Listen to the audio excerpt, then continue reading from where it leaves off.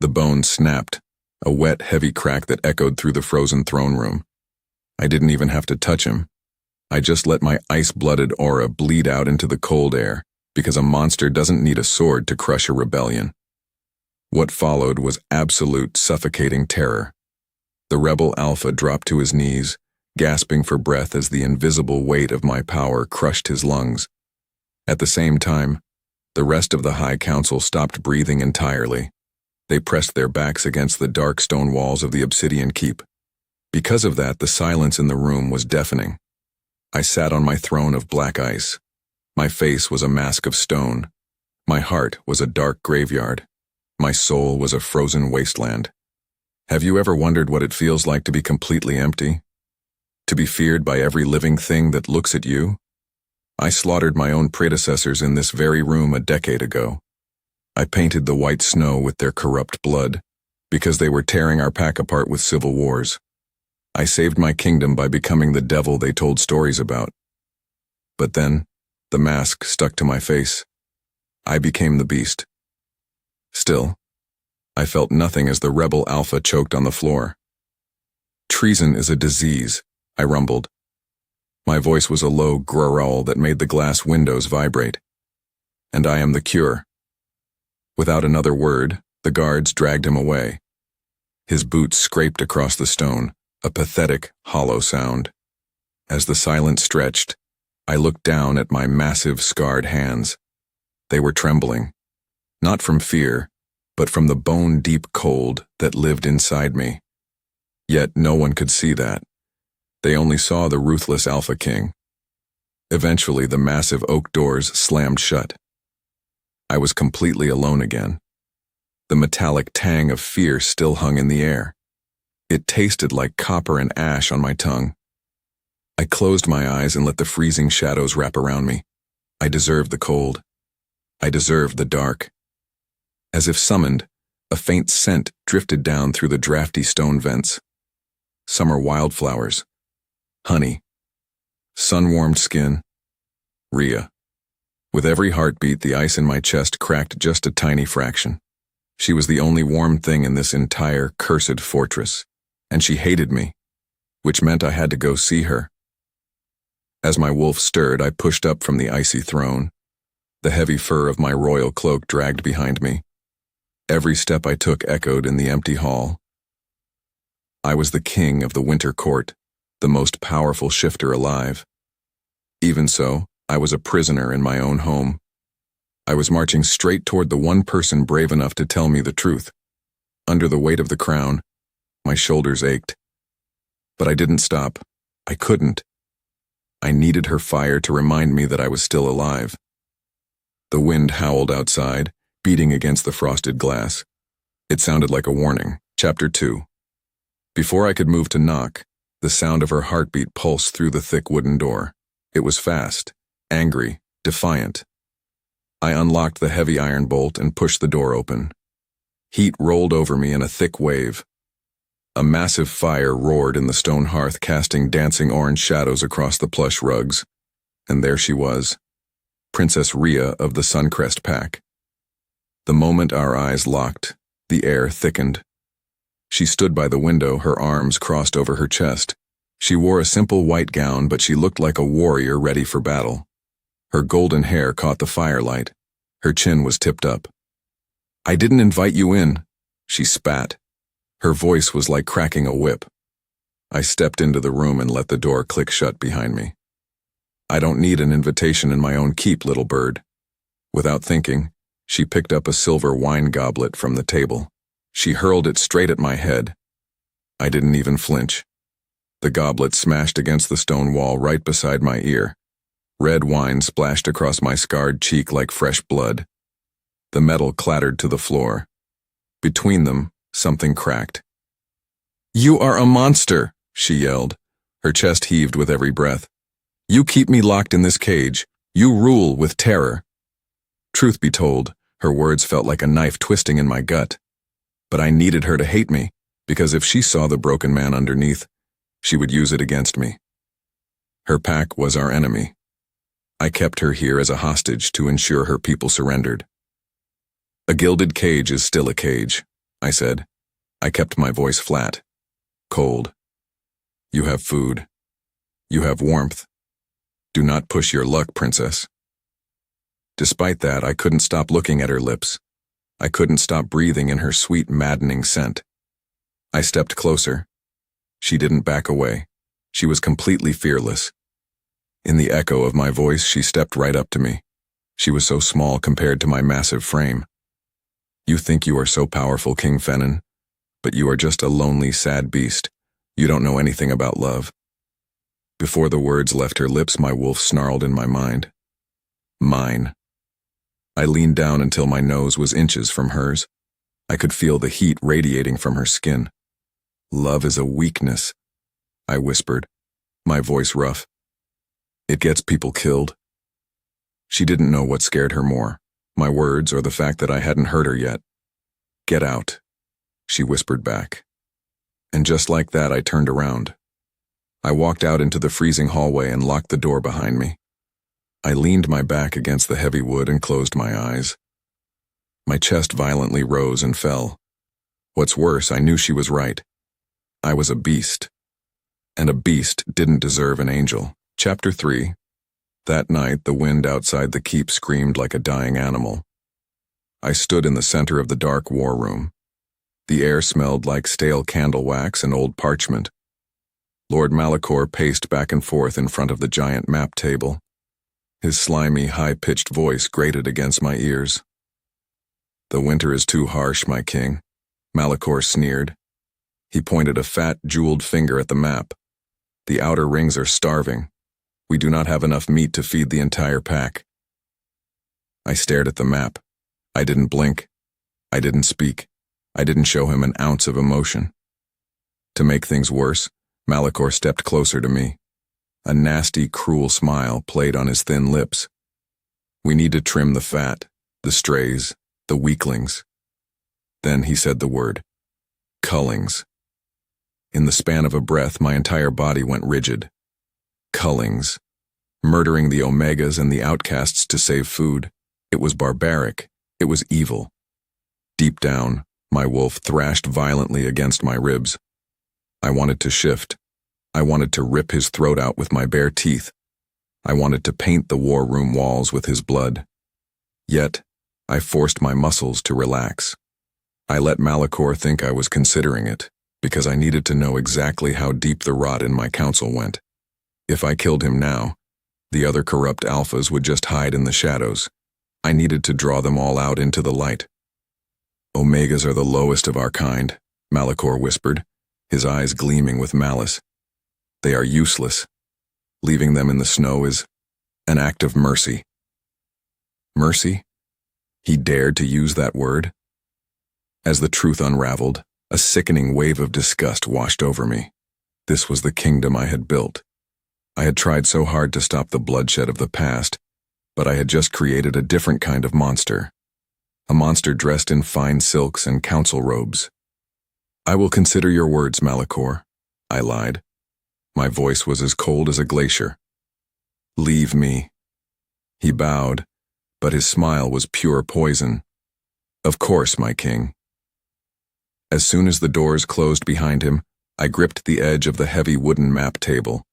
I squeezed until the thick wood splintered and cracked under my claws. What had I become? Suddenly, a strange pull tugged at my chest. It wasn't my wolf.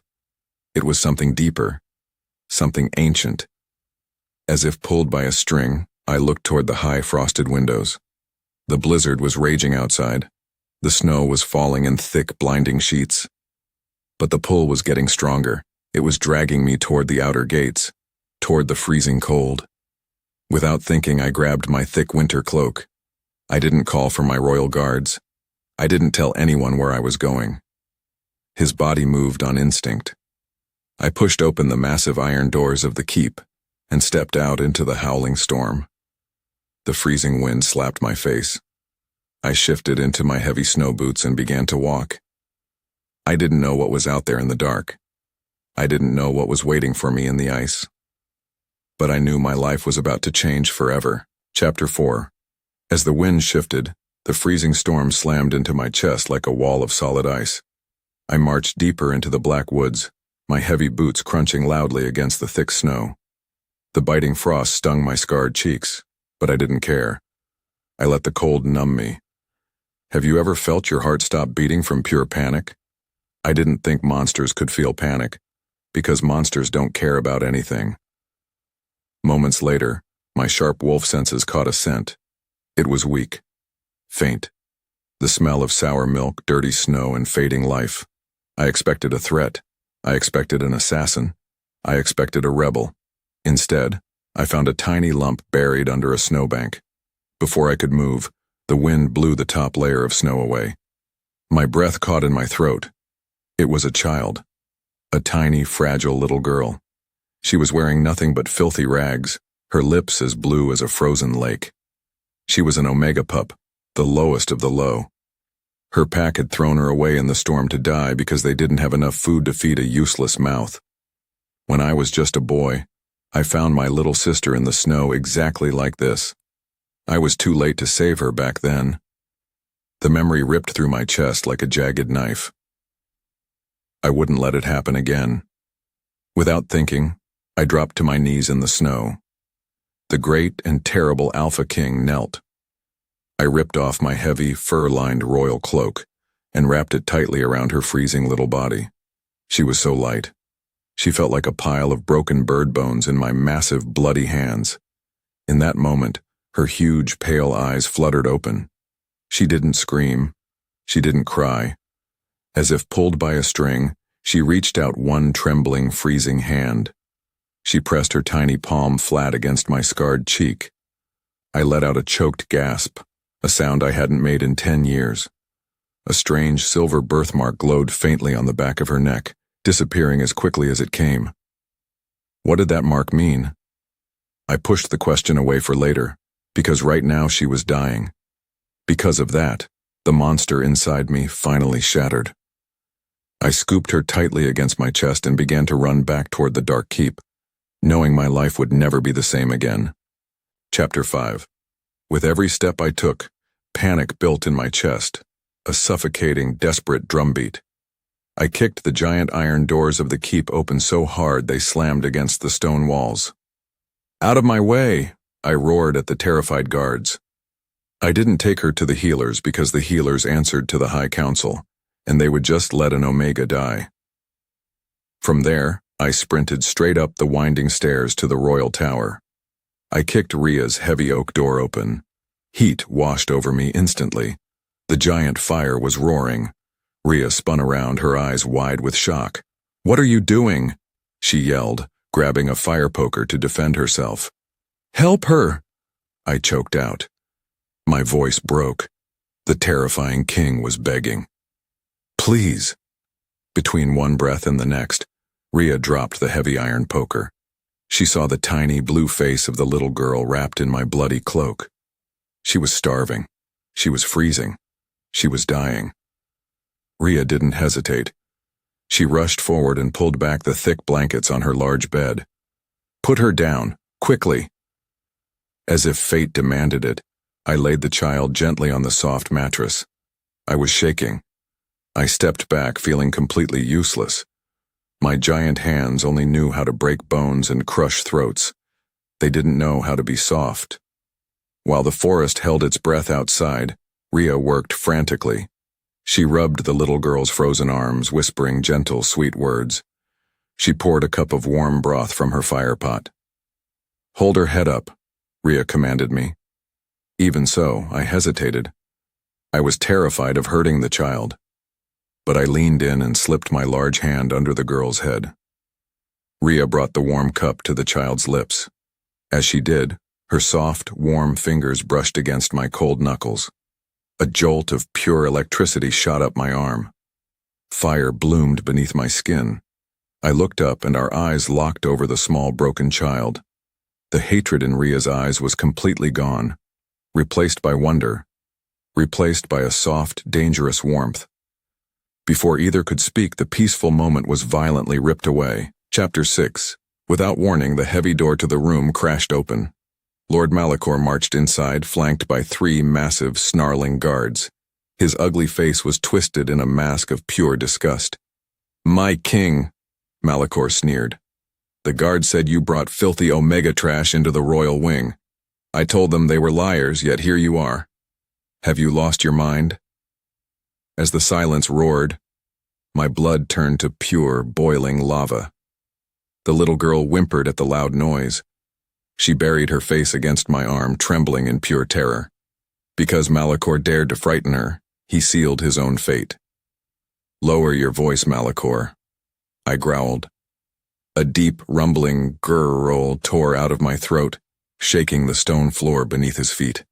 What followed was sheer stupidity on his part. "She is an Omega," Malachor yelled, stepping closer. "She is a rat. Throw her back outside where she belongs, or the council will—" In the span of a breath, I moved. I was a blur of dark fur and deadly muscle. I grabbed Malachor by his fat throat and slammed him against the stone wall. The stone cracked behind his skull. His guard stepped forward, but I unleashed my crushing ice aura. They fell to their knees, choking for air. "She is my ward," I snarled softly into Malachor's ear. My golden wolf eyes flashed with lethal promise.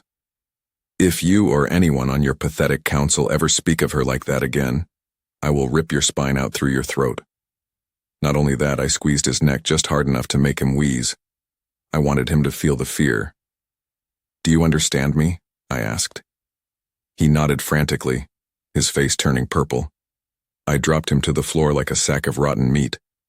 Malachor scrambled backward, coughing wildly. He glared at me, his eyes filled with a new, dangerous poison. How many spies did he already have hiding inside my castle walls? That's why I knew this was far from over. Malachor scrambled out the door, his guards dragging behind him. I turned back around. Rhea was staring at me. She wasn't looking at a monster anymore. She was looking at a protector. He crossed a line, he insulted my family, he started a war. As the sky darkened outside, I stood between the door and the bed, knowing the real battle had finally entered my home. Chapter 7. Come morning, the storm outside finally slowed down to a quiet whisper. I stood awkwardly in the center of Princess Rhea's warm chamber. Next, I stared down at the small bowl of roasted meat in my hands. The heavy smell of wild boar and sweet glaze filled the air. By the time little Lyra finally woke up, she looked terrified. She pulled the thick blankets up to her chin. Her huge, pale eyes darted around the giant room.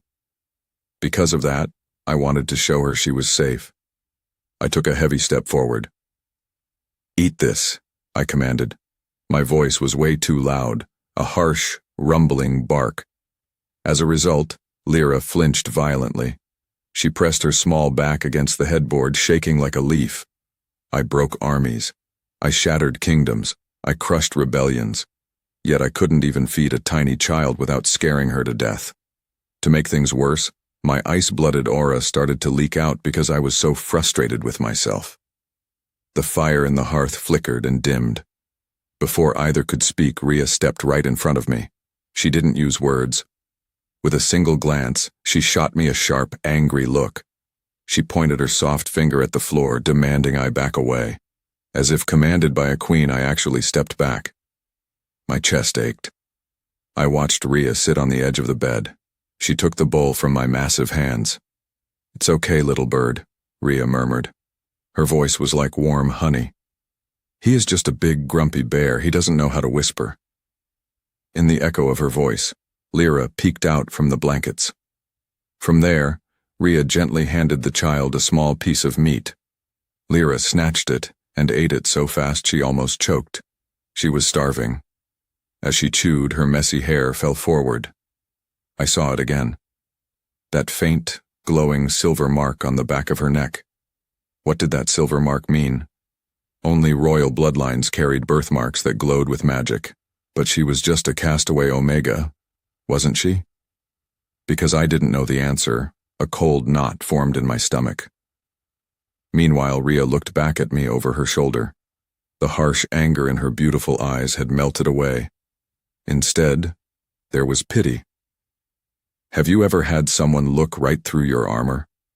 I used to train my young warriors by beating them until they couldn't stand, because the world is cruel and they needed to be hard. But this wasn't a war. This was a fragile little life. Truth be told, I felt completely useless. I didn't know how to be a father. I only knew how to be a monster. And just like that, I turned around to leave the room. I needed to escape the soft, overwhelming heat of Rhea's stare. As I reached the door, I knew I had to learn how to be soft, or I was going to lose them both. Chapter 8. That night, the shadows inside the obsidian keep felt heavier than usual. I was pacing in the cold hallway outside Rhea's room because my wolf wouldn't let me sleep. My instincts surged. I needed to guard their door. Without warning, a high-pitched scream shattered the quiet. It was Lyra. In the span of a breath, I ripped the heavy oak door open and rushed inside. The fire had died down to glowing red coals. Lyra was thrashing wildly in the center of the giant bed. She was trapped in a terrible night terror, crying out for a mother who had thrown her away in the snow. Before I could move, Rhea sat up and tried to pull the little girl into her arms, but Lyra kicked and shoved, completely lost in her panic. Her body moved on instinct, fighting invisible demons. I knew exactly what she was feeling. After I slaughtered the corrupt kings 10 years ago, I used to wake up screaming too. I used to scrub my hands until they bled, trying to wash off the ghosts. I knew that kind of deep, blinding fear. So, I didn't yell. I didn't try to command her. Instead, I dropped to my knees right beside the bed. The solid stone floor cracked slightly under my heavy weight. I let out a low, soothing purr. It was a deep rumble that vibrated in my chest, a sound only a true alpha makes to calm a frightened pup. As the sound washed over her, Lyra suddenly stopped thrashing. Moments later, her tear-filled eyes locked onto my face. She didn't need a king. She didn't need a warrior. She needed a father. As if pulled by a string, the tiny girl crawled right off the mattress. She dropped straight into my massive lap. She buried her wet face into my dark fur cloak, her little hands gripping my shirt like a lifeline. My breath caught. I froze completely. I held my huge arms out awkwardly, terrified that my sharp claws might scratch her. Because of that, I just sat there like a stone statue. Then Rhea slid off the bed and knelt on the floor right beside me. With every heartbeat, the space between us burned. She reached out and gently pushed my large hands down to wrap around the little girl's back. "Hold her," Rhea whispered. Her voice trembled. "She picked you." As her warm fingers lingered over my scarred knuckles, fire bloomed beneath my skin. I pulled the child close against my chest. Lyra's crying slowed down to soft, tiny hiccups. In the quiet that followed, I looked up at Rhea. Our faces were only inches apart. I could smell the sweet, intoxicating scent of honey and sleep on her skin. I wanted to lean in. I wanted to taste her lips. Deep down, she knew the truth. She felt the mate bond pulling us together too.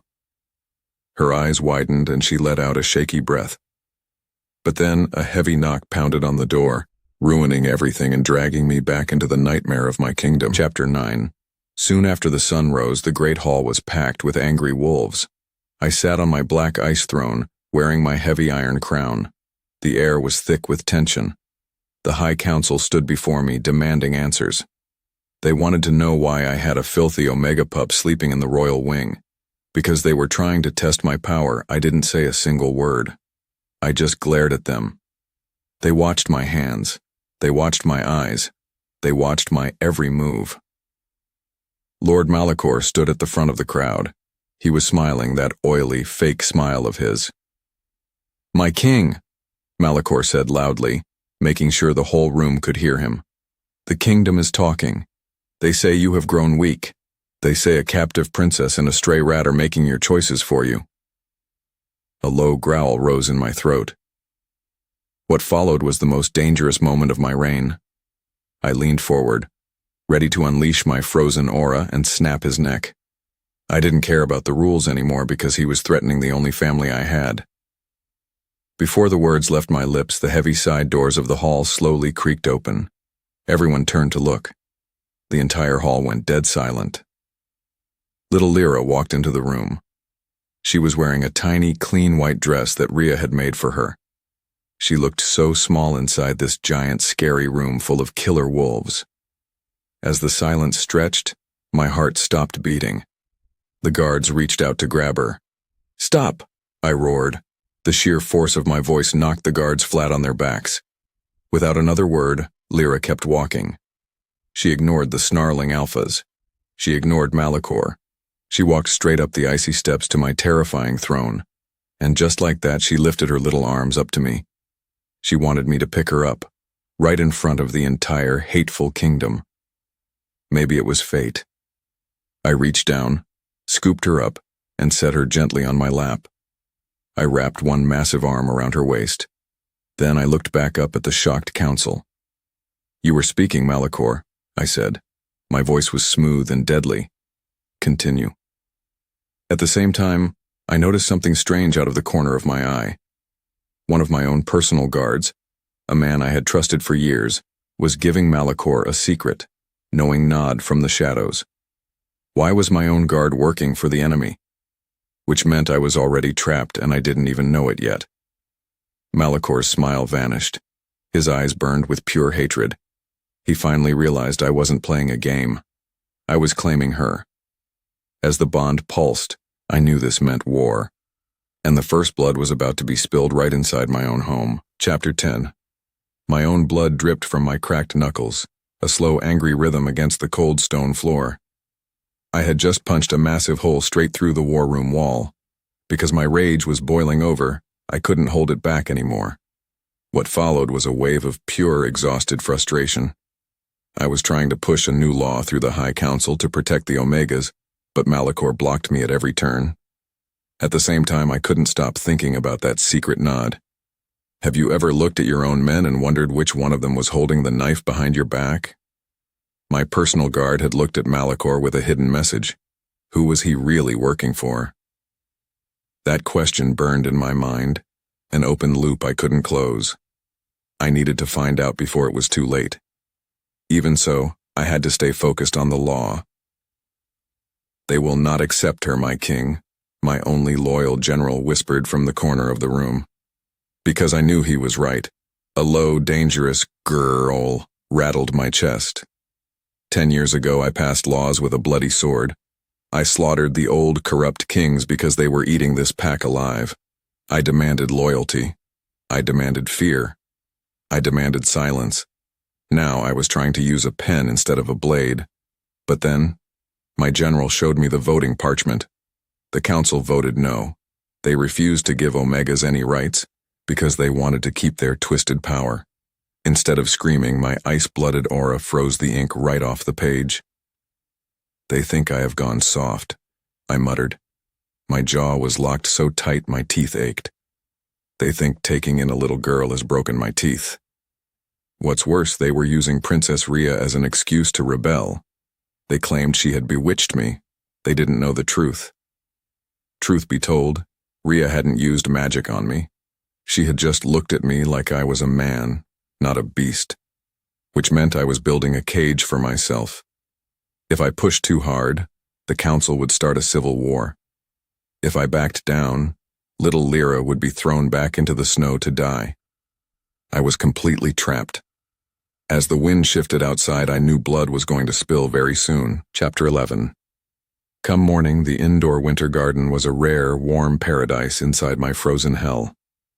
I stood in the shadows watching Rhea and Lyra. Beautiful, glowing flowers bloomed under the glass ceiling. Lyra was laughing, a tiny, bright sound that made my wolf purr. Rhea was chasing her through the soft green vines. Her golden hair bounced with every step. Because the sight of them was so perfect, my chest physically ached. Have you ever seen something so beautiful it actually hurts to look at? When I was a young warrior in the training pits, my master told me to never love anything. He said love was a heavy chain around your neck because an enemy will always use your heart against you. Because of that, I had kept my heart locked in ice. Yet, as I watched Rhea scoop Lyra up and spin her around, the ice melted away. I realized something huge. I would burn this entire kingdom to the ground for them. I would tear the sky apart. I would die 1,000 times over to keep them safe. Without warning, the glass ceiling above them shattered. In the span of a breath, a dark figure dropped from the roof. It was an assassin, dressed in pure black. Her body moved on instinct. Rhea screamed, spinning around to shield Lyra with her own body. Before he could strike, my wolf took over. I lunged, a massive blur of fur and fury. I tackled the assassin midair. We crashed violently into the dirt. But as we rolled, a sharp burning agony ripped through my left shoulder. Silver. The blade was coated in deadly burning silver.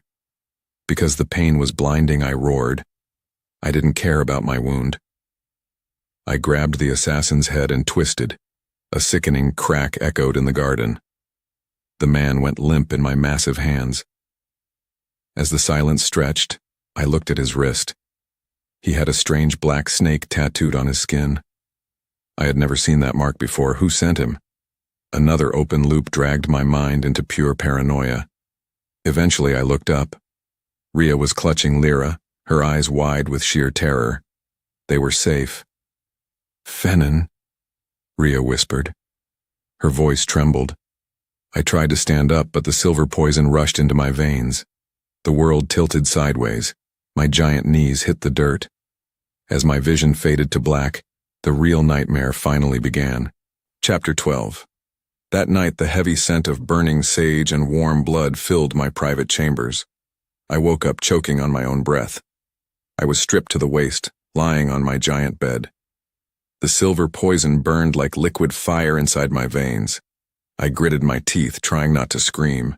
In the quiet that followed, a cool, soft cloth pressed against my sweaty forehead. "Stay still," Rhea murmured. I opened my heavy eyes. She was leaning over me. Her beautiful face was pale with worry. Her hands were covered in my dark blood. She had pulled the silver blade out, but the poison was still fighting my wolf's healing magic. With every heartbeat, the space between us burned with intense heat. "Lyra," I gasped out, my voice weak and raspy. "She is safe. She is hiding in the closet," Rhea promised softly. As she stitched my deep wound, her gentle fingers brushed against my raw skin. I shivered, not from the cold, but from her touch. It was so intimate, so painfully tender. Because I was delirious from the poison, all my walls finally crashed down. "I am a monster," I choked out, staring up at the dark ceiling. "I killed them all, Rhea, 10 years ago. The old kings. I slaughtered them." Between one breath and the next, her hand stopped moving. "They were starving the children," I confessed, my chest heaving. "They were making the pups fight to the death for scraps of meat. I had to stop them. Because someone had to be the devil. I soaked my hands in blood so the pups could live." I closed my eyes. A single hot tear slid down my scarred cheek. I had never cried before. Truth be told, I was terrified she would leave me. But then, Rhea leaned down. Her soft, warm lips pressed gently against my sweaty cheek. "You are not a monster," she whispered against my skin. "You are a protector. You took the darkness so your people could have the light." In that moment, everything changed. My breath caught. I turned my head, and our lips were suddenly just a breath apart. I could feel her sweet, ragged breathing. I could taste her honey scent. I lifted my heavy, shaking hand and tangled my thick fingers in her golden hair. As the echo of her words faded, my broken soul finally felt like it was home. Chapter 13. Come morning, the burning silver poison was completely gone from my veins. Because the poison had finally burned out, my wolf surged with a wild, possessive energy. I pulled Rhea flush against my hard chest. She gasped, a soft, breathless sound that drove my instincts absolutely insane. From there, my lips crashed down onto hers. It wasn't a gentle kiss. It was starving, desperate, and completely consuming. Have you ever been dying of thirst in a hot desert, only to finally find a pool of cool water? That was exactly what tasting her felt like. My large hands tangled deep in her golden hair, holding her still as I devoured her mouth. As a result, she melted right into me. Her soft hands grabbed my broad, scarred shoulders, her small nails scraping lightly against my hot skin. I tasted her honey. I felt her fire. I claimed her soul. Between one breath and the next, I slowly pulled away. I rested my forehead against hers. We were both panting heavily, inhaling each other's intoxicating scents. "You belong in my inner sanctum," I growled. My voice was rough with pure desire. "Both of you. No more gilded cages." Because I needed to keep them absolutely safe, I decided to lock down the entire royal wing. For 10 years, my private quarters had been a freezing, empty tomb.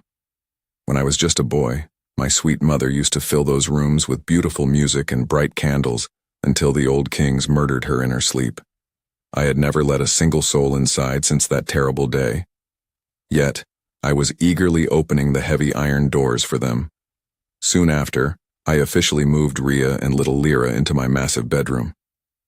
I watched them sit together by my roaring hearth, laughing softly as they played a hand game. The dark stone walls suddenly felt so incredibly warm. The heavy shadows finally vanished from the corners. What's worse, my enemies were definitely plotting outside these safe walls right now. Who was that traitor guard working for? And what did that black snake tattoo actually mean? Which meant I had to go cut the head off the snake before it slithered up here to bite my family again. Chapter 14. Moments later, I marched straight into the grand throne room. Because I was completely done playing political games, I summoned Lord Malachor immediately. He strutted into the giant room like he owned the entire keep. He wore his thick, expensive wolf furs and that disgusting, oily smirk on his fat face. Without warning, I slammed my heavy fist onto the wooden table. The sound cracked like thunder. "You are permanently dismissed from the High Council," I roared. My voice echoed violently off the high ceiling. "Take your things. Leave the keep by nightfall." As the silence stretched, Malachor actually laughed. It was a nasty, high-pitched cackle that grated painfully on my sharp ears. I expected him to scream. I expected him to fight me.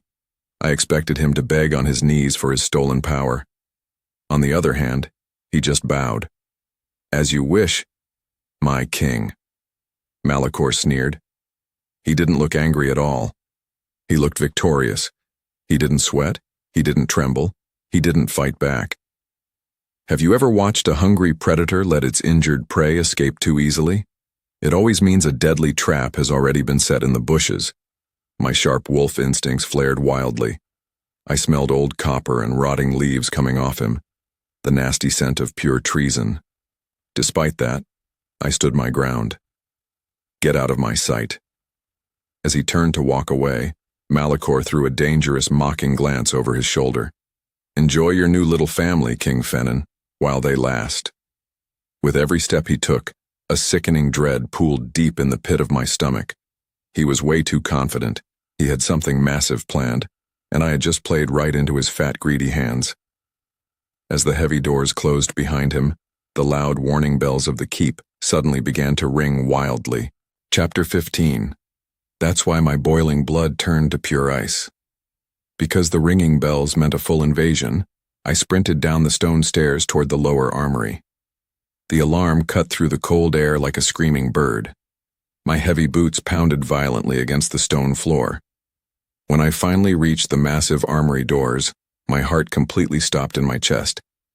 Before I could move, I saw my most loyal guards lying on the dirty ground. They were violently choking on thick, black foam. Poison. The exact same silver poison the assassin used in the garden. Because my own men were dying on the floor, I realized the betrayal came from deep within my own house. The armory was a literal fortress. When my grandfather built this castle 100 years ago, he forged these doors from solid iron, so no enemy army could ever break in.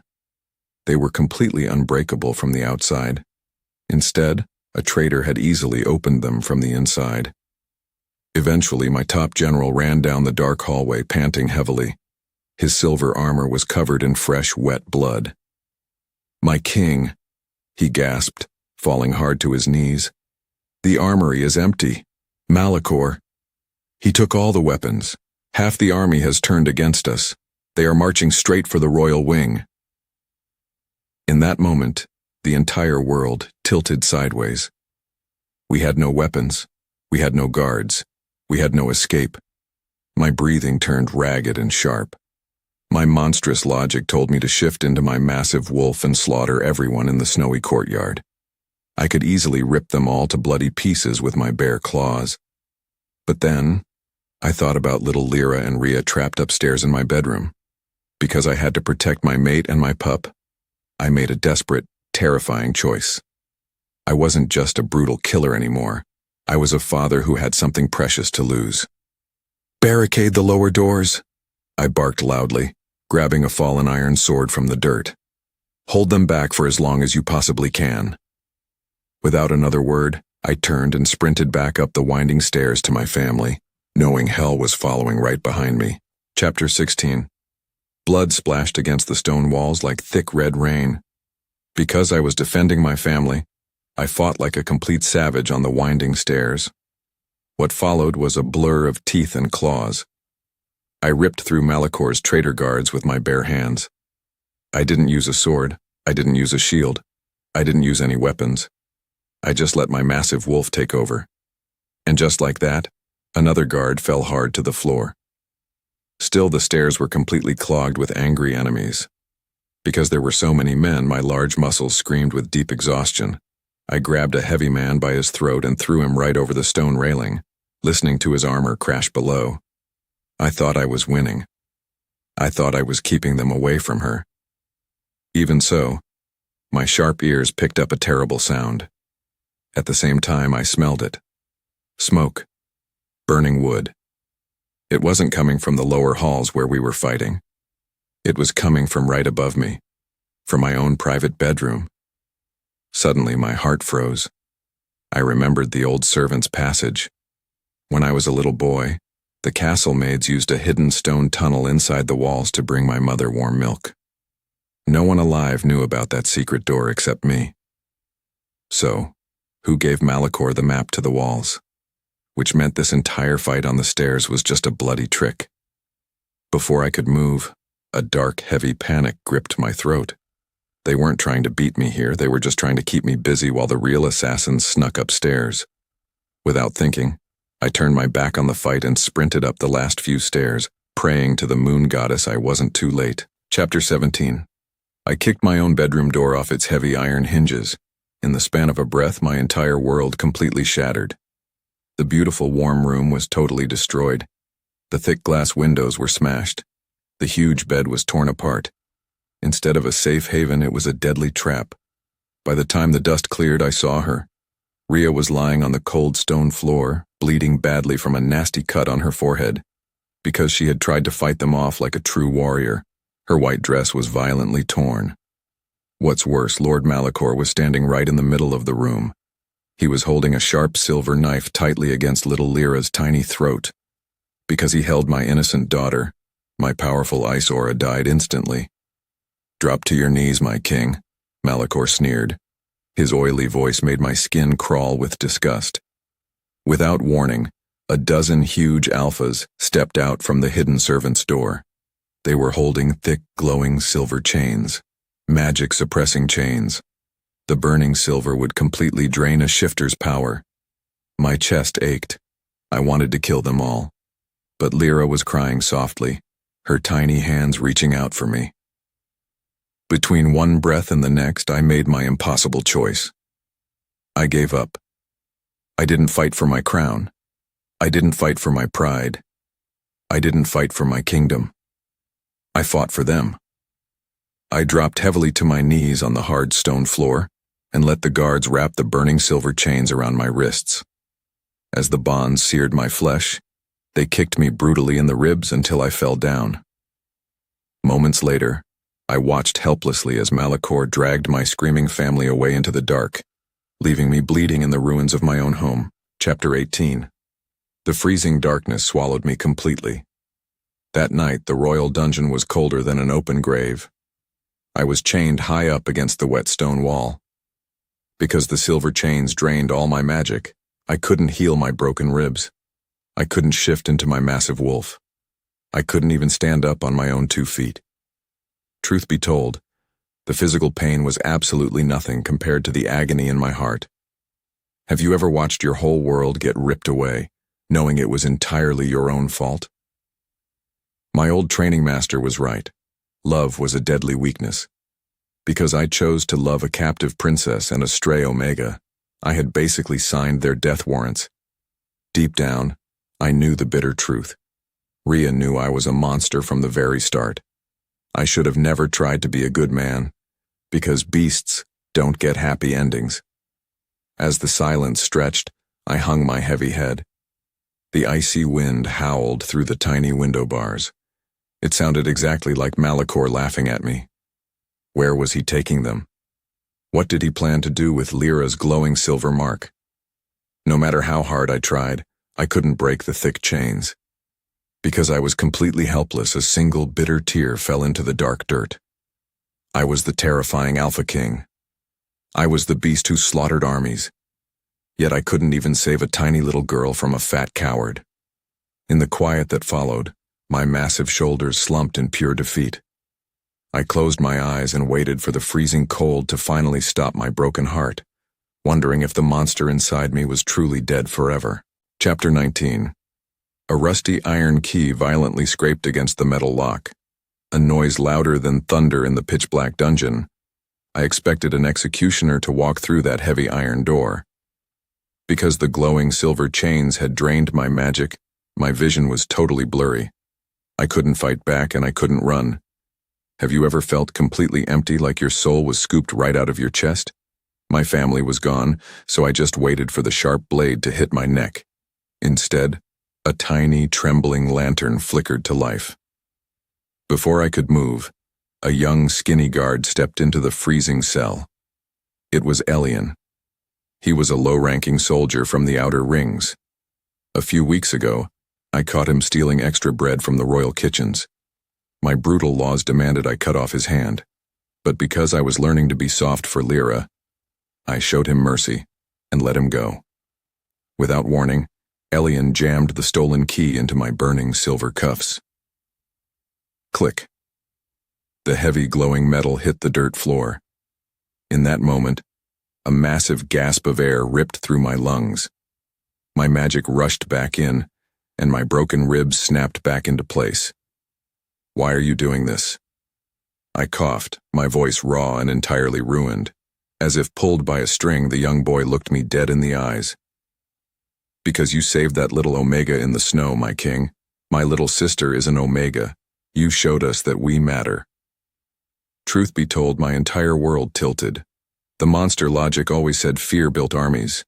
Yet my one single act of pure love had just saved my life. Because I chose mercy over murder, I wasn't fighting alone anymore. I had an army waiting in the shadows. What followed was a terrifying shift deep inside my chest. The cold, dead ice inside my soul completely shattered.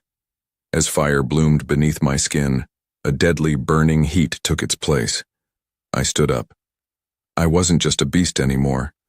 I wasn't just a tyrant. I was a father coming to take back his girls. And just like that, I grabbed a discarded iron sword from the dirt, ready to paint the castle walls with Malachor's blood. Chapter 20. The hidden underground cellars smelled like cheap ale, wet fur, and boiling rebellion. I followed Elian through the dark, damp tunnels beneath the keep. Because my wolf was surging with pure adrenaline, I practically sprinted. When we pushed through the final wooden door, my breath completely caught in my throat. What followed was a sight that absolutely staggered me.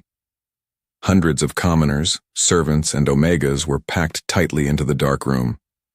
They held pitchforks, rusted knives, and heavy wooden clubs. They were the weakest members of my pack, and they were terrified. With every heartbeat, they stared at me in total shock. They had only ever seen the cold, terrifying king of winter. Have you ever watched a broken man glue his own soul back together with nothing but hope?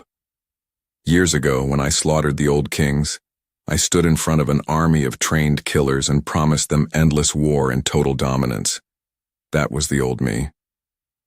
But then I looked at the frightened faces of the Omegas. "They have swords, they have armor, they have the high ground," I roared, my voice vibrating through the stone walls. "But we have something stronger." As if fate demanded it, the entire crowd leaned forward. "Malachor thinks you are nothing but trash," I growled, my golden eyes flashing wildly in the torchlight. "Because he is a coward. He thinks my love for an Omega child made me weak. But I have never been stronger. Today we don't fight to conquer, we fight to protect." Because my voice was filled with thick, raw emotion, the crowd erupted. At the same time, the fear left their eyes. They raised their rusted weapons and howled into the dark cellar, which meant it was finally time to move. I didn't need highly trained killers to take back my home. I needed a pack that fought for love. I gripped my iron sword so hard my knuckles turned completely white. As the bond pulsed, I felt Rhea's sharp, distant terror echoing in my mind, begging me to hurry. Chapter 21. We crashed into the barricaded stairwell like a massive, hungry tidal wave. Malachor's elite guards were waiting for us on the stone steps. They wore heavy silver armor and held long, deadly spears. Because they thought we were just weak peasants, they smirked and laughed at us. Without a word, I became the absolute nightmare they feared. I swung my heavy iron sword and shattered their frontline shields into a million pieces. Blood sprayed across the cold stone. But this time I didn't fight like a wild, reckless beast. I fought like a true alpha. When a spear swung toward a young, helpless Omega beside me, my body moved on instinct. Instead of attacking, I threw my massive body in front of the blade. The spear scratched my arm and I ripped the attacker's throat out. I became their shield. I became their battering ram. I became the father of the pack. Because I protected them, my makeshift army surged forward with insane courage. We pushed violently up the winding stairs, leaving a trail of broken traitors behind us. With every step he took, Malachor's time was quickly running out. The clash of steel and howling wolves echoed violently through the entire keep. Sweat poured down my face and my lungs burned for air. But I couldn't stop. I wouldn't stop. I could smell Rhea's sweet honey scent drifting down from the top floor. As the tension broke, we finally reached the top landing. The massive, heavy oak doors of the great hall stood right in front of me. They were locked tight from the inside. From behind the thick wood, I heard a terrible sound that made my blood run completely cold. Little Lyra was screaming for her papa. In the span of a breath, all the heat in my body exploded. I dropped my sword. I didn't need it anymore. As the echo faded, I planted my heavy boots against the stone floor, knowing I was about to tear the very gates of hell completely off their hinges. Chapter 22. I slammed my massive fists into the solid oak doors, a blow that shattered the ancient wood into 1,000 flying splinters. What followed was a deafening explosion of noise and dust. I stepped into the great hall, my chest heaving, my golden eyes burning like pure hellfire. The air tasted like thick smoke and bitter fear. Because I had finally embraced the love in my heart, my ice-blooded aura didn't freeze the room. Instead, it radiated a blinding, protective heat. As the dust settled, the truth unraveled completely. Lord Malachor stood near the black throne. He was holding a jagged silver knife to little Lyra's throat. Beside him stood my traitor guard. The guard's heavy armor was torn, revealing a dark black snake tattooed on his bare wrist. It was the exact same mark the dead assassin had in the garden. "The Shadow Coven," Malachor cackled, his oily voice shaking with panic. "We run the deep underground, King Fennon. We sent the assassin. We will take this kingdom from your weak, pathetic hands." Which meant this rebellion was never just about the Omegas. It was a massive, planned coup by the darkest magic users in our world. Without warning, the traitor guard lunged at me with a poisoned spear. When I was a young boy in the bloody fighting pits, they taught me to instantly rip an attacker's throat out. They told me a fast kill was the only way to survive, but I wasn't that scared little boy anymore. Her body moved on instinct. Rhea, who was tied to a nearby stone pillar, violently kicked the guard's legs. Because she distracted him for a split second, I didn't strike out of hate. I didn't strike out of anger. I didn't strike out of revenge. I struck out of love. I dodged the sharp spear, grabbed the guard by his armor, and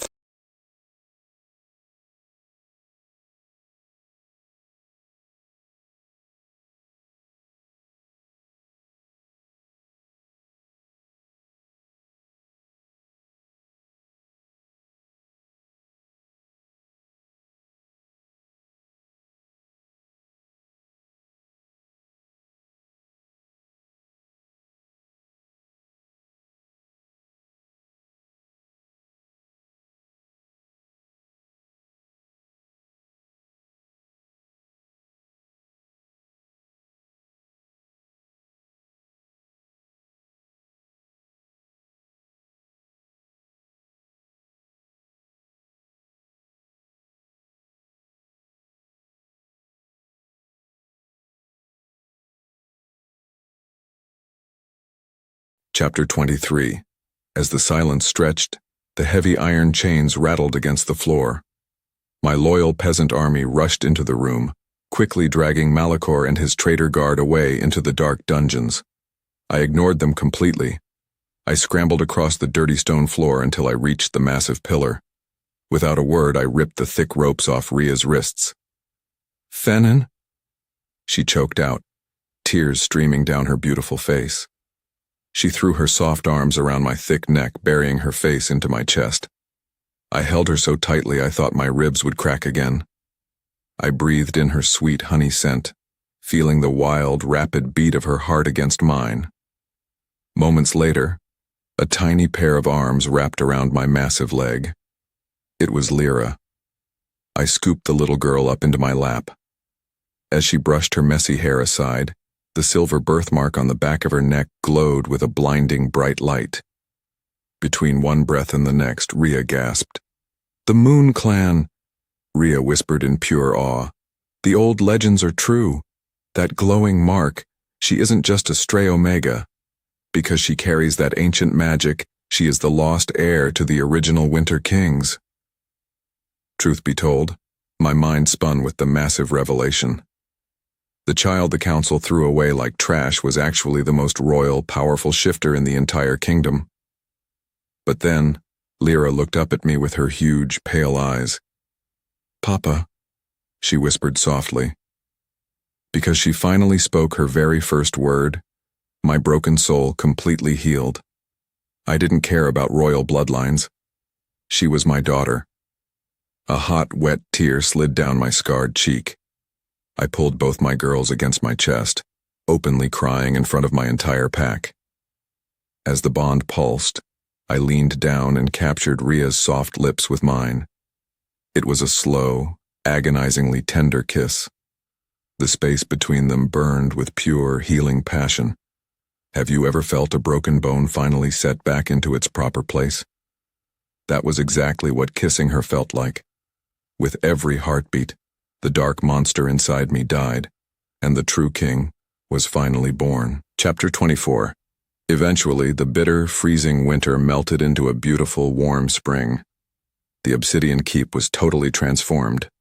The dark stone walls were draped in bright golden banners. Warm fires roared in every single room. The delicious smell of fresh roasted meat and sweet bread drifted through the open halls. At the same time, the great hall was filled with joyful laughter.